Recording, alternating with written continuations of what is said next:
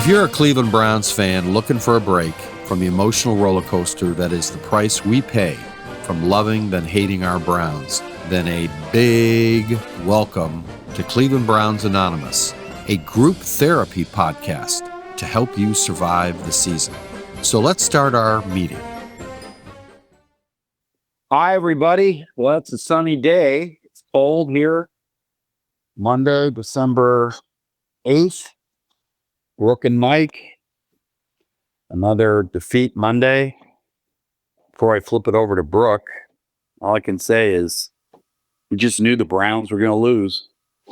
I mean, how are they going to lose? Let me count the ways. But on the bright side, I think we got a quarterback. We just need to get a head coach. Over to you, Brook. Yeah, I mean, I don't know how you walk away from that game and not think that we have something in Shedeur. I'm not saying he's, the second coming of Tom Brady, but over 300 yards, 4 touchdowns, looked confident, looked poised, super accurate. Oh, my God. Some of those throws he made. That touch throw, that laser. The Judy. Oh, my God. That was on a rope. So, stride. Yeah. I mean, I've said all year, a successful season, in my opinion, is you walk away from this year feeling confident in your quarterback going into next year, so you don't have to draft someone. So for me, I feel good giving Shedeur a shot next year. I think he's proved that. I think each game he's gotten better and better. And I think Stefanski's been given his walking papers. There was a report that came out that Jimmy Haslams doing him a solid by letting him finish out the year, but, he's been kind of told that you're done. If that's true, I don't understand why, again, we were just talking about it, The Godfather. It's how personal it's business. If you know you're going to fire him, just fire him and see what you got in Jim Schwartz. I agree. I mean, I think you raised this issue a couple months ago, one of our podcasts, where you just said, the Haslams, they're not following their gut, and their gut's usually right. I mean, they should have, maybe I shouldn't say that, but, every move that they made, every firing of a coach was the right move. Problem is they don't know how to hire a coach. And I think that's where we've talked endlessly about this in past podcasts. They just look at the head coach is the one that develops the quarterback. So if you have look at Stefanski. Watson regressed. You could talk about the rust, the 2-year layoff, blah, blah, blah. He just got worse under Stefanski. So it's so bad that people like Haslam was swaying. Oh, we swung and missed. Well, maybe he had the wrong head coach developing him. Look at, again, for the one more podcast. Let me go around the tree again. Look what he did to Baker. Ruined the guy. Let him get knifed by OBJ, his dad. Didn't sit him down when he needed to get his head straight, when his shoulder was screwed up. Stefanski just does not know how to manage at the head coach level. And now you got Shedeur. So my point to your point, Brook, my reply is the Haslams need to get rid of Stefanski now. Because how are they going to sign free agents? You got to be able to show progress in the next 3 or 4 games with a new head coach who can jolt some energy, some accountability into the team, as opposed to doing the corporate way, which is let him play himself, dead man walking. I think, the final nail in the coffin, Brook, was when they blocked another punt. Yeah. The Titans. They blocked another punt. That was the game right there. And of course, the going for two, following on the heels of the 49er game, where they tried to go for it on fourth down, and they did some sort of Rube Goldberg play. Instead, they ran Judkins, from the Wildcat. Wildcat. I mean, it's like what Vrabel said. The trick plays, they knew it was coming. What they didn't know, the Titans didn't expect Shedeur to be throwing dimes. They didn't expect that. And thank God Shedeur started cranking it. He missed a couple of long bombs. They had, Bond open deep, and he underthrew him. But, you start throwing those long balls. Judy hits, the 60-yarder. Suddenly the defense needs to kind of get on its heels. And then everything starts opening up underneath. These mid-level routes. Everybody's feeling jazzed up because they're going to get the ball. I just love the way Shedeur threw the ball. I loved his presence. He didn't seem rattled. He'd been like a little peewee kid, like Dylan Gabriel, throwing over dad. I mean, Shedeur's up there. He's just throwing all sorts of different passes. Touch passes. I mean, you weren't born yet, but those of a certain age remember the Bernie Kosar famous 1987 comeback in Denver. He threw a pass to Ernest Biner. I mean, that is for a touchdown, little touch pass. Biner ran it for 30 yards. I mean, it's just a thing of beauty. And that's what I saw with Shedeur. I saw a whole arsenal of different types of throws. The only problem was we had a bad head coach who just screwed things up. Yeah, I mean, I saw a guy who, showed a lot of poise. You could tell that, the moment's not too big for him. He's confident. You kind of need your quarterback to be a little cocky. He didn't get sacked a whole lot. But, I mean, it was a game that showed me that there's something in this. He's, every week he gets better and better. And in all the other podcasts I've listened to, NFL specific podcasts, all these guys say the same thing. A head coaching vacancy is always more desirable if the team has a young quarterback who they think is good. I mean, that's why Mike Vrabel took the Patriots job with Drake May. That's why Jim Harbaugh chose the Chargers over the Falcons. So, but hey, I agree with you 100%. I think Stefanski, again, he seems like a nice guy, but he's just reached his ceiling, and we need a presence. You need a presence. You need a culture change. That's for sure. You need a kind of a Marty Schottenheimer. Get control of the locker room.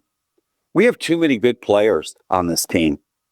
We have got players, and we need a head coach who can develop the all-pro players, the Denzel Wards, the Miles. I mean, think about, if I'm the head coach, I'm going to start asking some questions on Jim Schwartz. I mean, obviously, Bill Callahan had Jim Schwartz's number with the way they were blocking Miles. Hey, yeah, come on, Miles. Come on, Miles. Keep rushing upfield while we just trap you and create these huge holes for the running backs. I mean, once again, the Browns outcoached Bill Callahan. He probably went up to who's their new head coach? They got rid of his son, who was way over his head. Yeah, some interim guy, McCoy. Yeah, McCoy says, Bill, what do we do? As opposed to Bill's son saying, Dad, I got this. Don't tell me what to do, Dad. No, the interim coach is, Bill, what do we do? He says, I know how Schwartz is going to come at us. they're going to do the same thing they went after, when they went after the Jets. I mean, not the Jets, but the Vikings. They couldn't wait to sack the quarterback. And then what happened? Yeah, well, stupid me. I had to win my fantasy this week in order to get into the playoffs. So I started the Browns defense again, thinking at home, rookie quarterback, snowy weather. And I watched those first two drives and I was like, oh, fuck. Like, they know how to handle Miles. Yeah.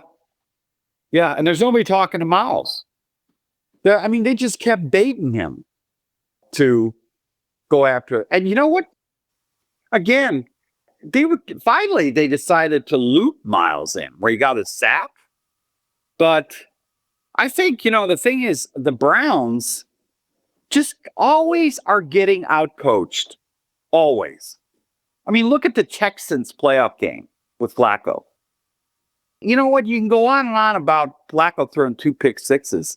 But lost in that was how the defense just collapsed in that game. They gave up huge, big plays. And they were all in motion plays. Just, fake this way, go that way. Because they knew the Browns were just going to chase that rabbit. And I'm just so tired of us being outcoached. Shanahan outcoaches Stefanski. Callahan outcoaches Jim Schwartz. The special teams. There's no accountability with this team. And that's at the head coach. So why are we going to keep ingraining these bad habits? Jim Schwartz should step in. Like I said last week, forget going after the young, bright Pat Shurmur, Mike Pettin, the young coaches, these brilliant young coaches who really are not ready for the NFL. Yeah, no, I'm with you. I don't want the young hotshot OC. I want someone who's got some experience. And who can evolve and who can adjust. The first question I'm asking Jim Schwartz, potential interim court head coach, I'm saying, what have you learned from your experiences? Do you have the ability to adapt? Especially adapt during the game. So, to their credit, they shut down the Titans, started rimming the ball, try to eat up the clock in those drives. But this time, the Browns D was not going after the quarterback. They were in shutdown run mode, and the Titans didn't get anything. So you're going to have injuries. You're going to have injuries to the O-line. You're going to have injuries. They're fact of life. And that's why it behooves you to get the best coaches there who can coach up like Dan Campbell did with the Lions. Their whole secondary is second and third stringers. Go ahead. Yeah, no, I'm not, I'm bummed that they lost, but I left the game, and ironically, I could only watch up to the beginning of the fourth quarter because I had to go out and do something. But I was checking on my phone, and my buddies were texting me, watch the highlights. But I woke up feeling not as down on this team because I feel pretty confident that Haslam's going to let Stefanski go. And the biggest thing is, I feel good about Shedeur going into next season. And that means we don't have to use our top picks on a quarterback. Oh, my God. Oh, you know what? We can get the offensive line fixed. We can maybe draft a really good wide receiver. So that's the best part about yesterday was Shedeur looked really good. And you need a strong head coach who's going to tell Deshaun Watson, don't even think about starting next year. You're a backup. Think about that. You need some real iron in that spine of that head coach. You need a Parcells. You need a Sean Payton. If it's Jim Schwartz would know how to handle that. And that's what Stefanski was not ready for prime time. He should have sat Baker down, He let Bill Callahan go. They changed up the whole offense around Deshaun Watson. I mean, that was last year. Last year was worse than this year. Last year, we had to be subjected to Deshaun Watson game after game after game after game, just looking terrible. And nobody did anything except keep saying, I got to coach better. Finally, he gets hurt. And sadly, the Browns fans started cheering. Not because he got hurt, but because they knew finally Stefanski would have Stefanski probably want to keep playing him on one leg. He doesn't want to have a quarterback controversy. But he had to take him out. And then he puts in his Dylan Gabriel of the year, DTR, and it was just a shit show because they didn't have Flacco. Why didn't they have Flacco? They didn't want to hurt Deshaun Watson's feelings. I mean, really, think about that. Think about it. This regime, this organization had 4 quarterbacks. Kenny Pickett. I don't hear Kenny Pickett's name. Is he hurt again? Right. Yeah, this is the guy they thought would, like DTR, like Dylan Gabriel in the 4th round. This is the guy. These are the guys they are honed in on. And somebody, I mean, maybe, like you said earlier, Brook, traded Flacco for, a coveted 5th rounder, right?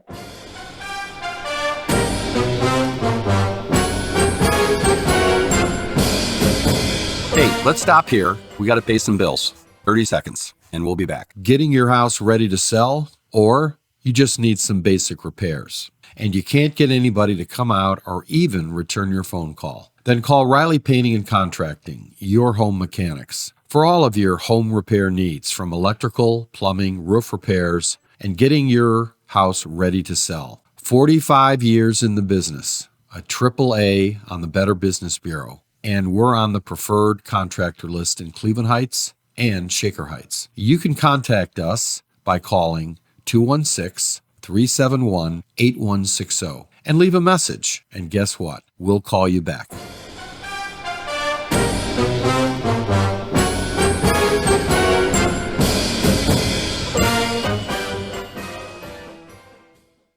Oh, looking back at that was so like That's pure money. trading them. So yeah, we're trading them so you can't play them. Yeah. Yeah. Why do you just, and ownership, GMs, why do they dance around? It's like, finally, I'm listening to, Cleveland.com, the Orange and Brown podcast, Dan Lobby and, Mary Kay. They are finally realizing that the head coach is a problem. Finally. Before it was, we don't have a talent. We don't have the offensive line. We don't have, we're going to have to draft a quarterback. They're just dancing around the core issue, which is head coach. And I think that just speaks volumes of what's in the water of Cleveland Browns Nation. What's in the water? We need a guy who will grab the players, mold them into a culture of accountability, a discipline. And what you're seeing on special teams, it's not Bubba Ventrone. It's not Bubba Ventrone. It's the head coach. The head coach needs to be screaming at that Bubba Ventrone. He's not screaming. He's not screaming at the players. He's just saying, I got to coach better. He's just mumbling that, like Captain Queeg and the Caine Mutiny with his marbles. Somebody should give Kevin Stefanski the marbles. And he can play with it in his hand. Now, believe me, this is a movie in the 50s, the Caine Mutiny with Humphrey Bogart. In fact, Mark, can you put that in our podcast somewhere, that scene on our YouTube channel? Captain Queeg with his marbles in his hand.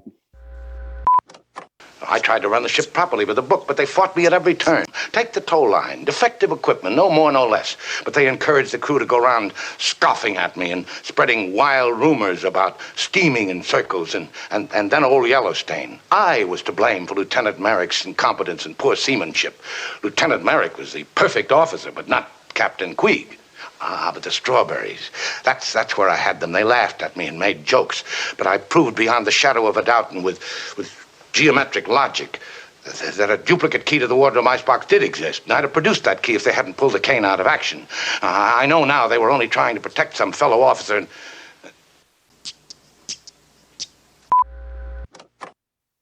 Yeah, I mean, I heard his press conference yesterday, and not gonna lie, a part of me just kind of felt bad for him. I mean, he just sounded so defeated. Just the same thing over and over again. It's like, dude, you just got to go. I hate to say this, but it's like, take him out of his misery, really. It's got Chris. This would be the best thing that could happen to Kevin Stefanski. This would be the best Christmas present. You know, Kevin, thank you for your service. 6 years. Take your kids. Go down to the beach somewhere, St. John's, Cancun, some great beach. Just take your family down there and just get your head straight. Write in your journal. You know, take some solitude time. You'll come back as a coach somewhere, right? Coach of the year twice. And then, of course, you're going to have to listen to Rich Eisen. We're going to have to listen to, you know, all these people saying, how could they let two-time coach of the year go? Really? Like they used to say that about Bill Belichick. How could, you know, look at the Browns. Hapless. Bill Belichick. They let him go. Hall of Fame. Greatest coach of the year, and they let him go. He was not the greatest coach when he was with the Browns. He was terrible. You see what we had to deal with in Chapel Hill. I remember that his drafts, was it Mike Junkin, Mad Dog, you know, in the meat market? He was overruling his draft guys. He had his yes men coming in. It was only when he went to New England under Bob Kraft and his organization that he got his coaching feet down. And maybe that's what Stefanski needs. Like what Jim Schwartz went through with the Lions and Matt Millen and GM. Sometimes you just got to hit rock bottom in order to change. Right, Brick? Yeah. Yeah. You're going to wake up in a gutter. Just say, I got to stop drinking. Something happens. Get to that crossroads. And that's why we call it Cleveland Browns Anonymous. We would be doing Kevin Stefanski a favor letting him go. It's Christmas time. See your family. Put a smile on your face. You got a contract? You're getting paid? Yep. Well, you never know. I mean, could come out, but hey, the good thing is Shedeur looked great yesterday. Yeah, yeah. And I think we're going to have to start looking at, I mean, you got a good test coming up next week against the Bears. Yeah. They're not an elite team. They're not a bad team. They're a good team. Let's see what you got. Good test for Shedeur. Yep. On the road, too, right? We're on the road in Chicago. I think we are. Oh, and by the way, I'm out of the suicide pool. Yeah, we are at the Bears. Yeah. Yeah, so I'm not following. Bears, Bills, Steelers, Bengals. You know, it's going to be interesting seeing Shedeur against the Steelers. We saw Dylan Gabriel against the Steelers throwing 58 times, right? You know what? I'm never going to forget that number. 58 times Dylan Gabriel.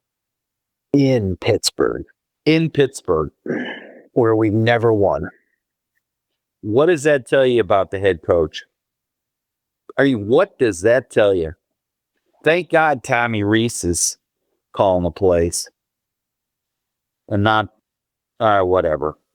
But you know what? I think we got to start looking at Browns Nation is going to be doing a deep dive into offensive linemen on the draft, wide receiver. Oh, yeah. I mean, we're not going to take quarterback. We'll probably have the 4th or 5th round pick. So let's just kind of end our podcast by, it's like I'm looking outside. It's snowy. It's cold, but it is sunny. And, maybe I start looking at, some brochures online about the beaches. St. John. Yeah, Cancun. There's maybe hold on. Galapagos. So let's just kind of do that with the, Let me just do a little mock draft. Little mock draft here. We got, who would you take? Let's see. Who's the number 1 wide receiver? The Marvin Harrison of this. How did he go? He's up there. His name's Carnell Tate. It's this kid from Arizona. Okay, here we go. First mock draft. The Giants are picking number 1. They're taking Buckeyes linebacker Arvell Reese. That's not happening. We're going to trade that pick.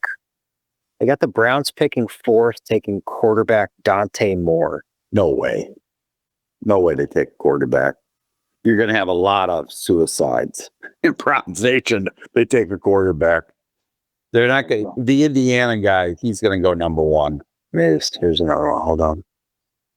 No way. They got Watson. He's a backup. They got Dylan Gabriel. He can be developed into a Colt McCoy type competent. Yeah, again, there's this Dante Moore. No, we got to take a wide receiver. I would take the best offensive tackle. And there's this kid from Utah who's a beast. There you go. The Joe Thomas of the draft, right? Get a tackle at number 4 and then get best offensive wide receiver. And that's a deep class, right? At the Jags pick. Yeah, they're saying this year's class of offensive line is really good. Good. Which is perfect. So, hey, I'd be fine if they went offensive tackle for the first 2 in the first round. And get a Carson Schlesinger in the 2nd round at wide receiver. Look how they nailed the 2nd round. They got Quinshon Judkins. They got Schlesinger. I mean, or Barry. Yeah. Or in free agency, get, a guy who's looking for a sucking out contract. Get like a veteran. Yeah. Not a Jerry Jeudy type, but, like someone who's like a Jarvis Landry type. Someone who's going to help a young quarterback. Yeah. Now, I will say it was nice to see Jerry Jeudy and Shedeur look like they hashed some stuff out. So that was good to see. Well, here's the thing. Here's the big problem. Again, we'll go back to head coach. Let's say we get a culture guy. We get Jim Schwartz. Let's not go hunting after some guy who got, 4.0 on the GPA. Okay, let's get a Jim Schwartz who hit rock bottom. Okay, he's a culture guy, right? He can develop Jerry Jeudy. He could be all over Jerry Judy's ass, right? Sean Payton got tired of him, couldn't wait to get rid of him, right? Okay, so maybe a culture guy is going to develop Jerry Jeudy. And then he can get something out of, we got Harold Fannin. Oh, I think Harold Fannin.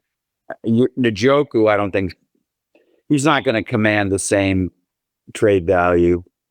So maybe Njoku sticks around with a lower contract. And they got some money.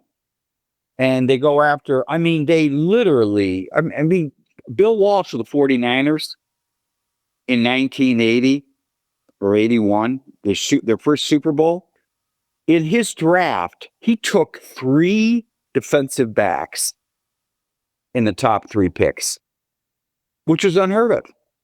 He took Hall of Famer, forget his name, Hall of Fame corner, shut down corners, and all of a sudden the 49ers defense, which was a liability, just turned overnight. Can you imagine you get just load up on offensive linemen? Yeah. You get it's like, it's and you get Bill Callahan back. You coax him back. Yeah. This isn't rocket science. Shedeur looked great. Give him a shot next year. Get a head coach who's, got some balls. Fix your offensive line with your top picks. Go out, get, a veteran wide receiver. I'm not saying, the Browns are going to turn overnight into what the Patriots are doing, but Hey, look what the Bears did. The new coach. And a second-year guy. Second-year quarterback. Look what the Patriots did. Drake May, second-year guy, new coach. Look what Sean Payton did coming in.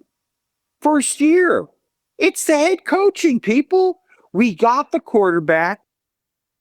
Need a head coach. And it should be Jim Schwartz. Then you get your young, bright assistants. All right? The Tommy Reeses. although I wouldn't be, if we got, how great would it be if we got John Gruden? Chucky. Well, it's not going to happen. After the Deshaun Watson. No, John Gruden. Chucky. I tell you what, man. Shedeur. Let's get Frank Catalano. What's the guy's name? Frank Caliendo. Caliendo. Let him do it. Come on, let's throw in a little John Gruden here at the end of this podcast. I tell you what, man. I like the Shedeur Sanders. All right, Brook. Well, I think we get kind of exhausted. I think bottom line is we know Stefanski's the clock's ticking. Get him on a plane with his family. Get him to a beach. Put Schwartz in. Start looking at O-line. Let's start dreaming of Christmas for the draft. But yeah, so I think after what Shedeur did, Look good. We're feeling better. We're feeling better. There's you need hope. If it was Gabriel and I got to listen to Stefanski drone on with his marbles. Yeah, well, that's why I said, last night, like, I felt good. I mean, hey, yeah, I'm bummed that they lost, but and we didn't talk about this. He was leading a comeback. Yeah. That's the other thing, too. His last two drives. And look at Baker. He cost me the suicide pool.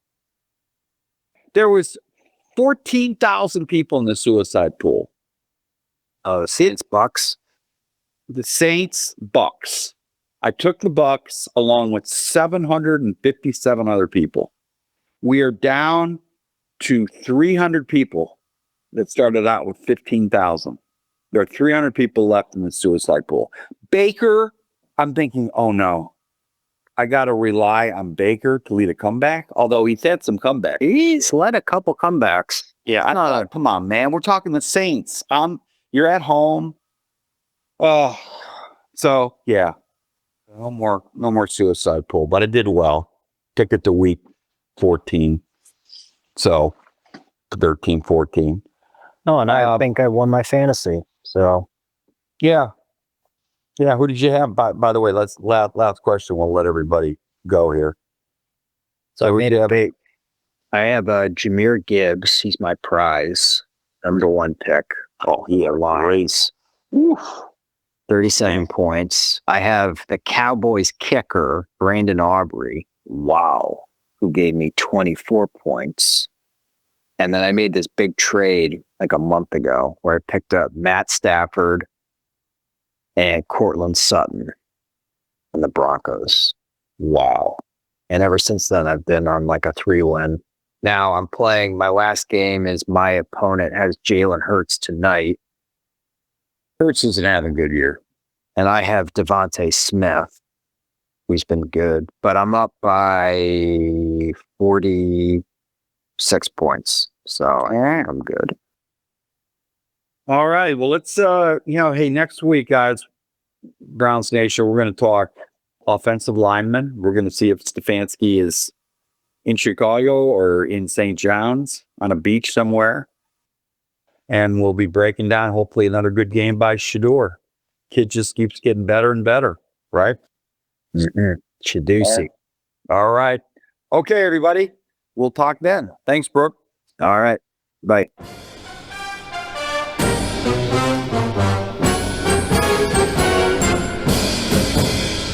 Thank you for listening to the Cleveland Browns Anonymous podcast with Mike Riley.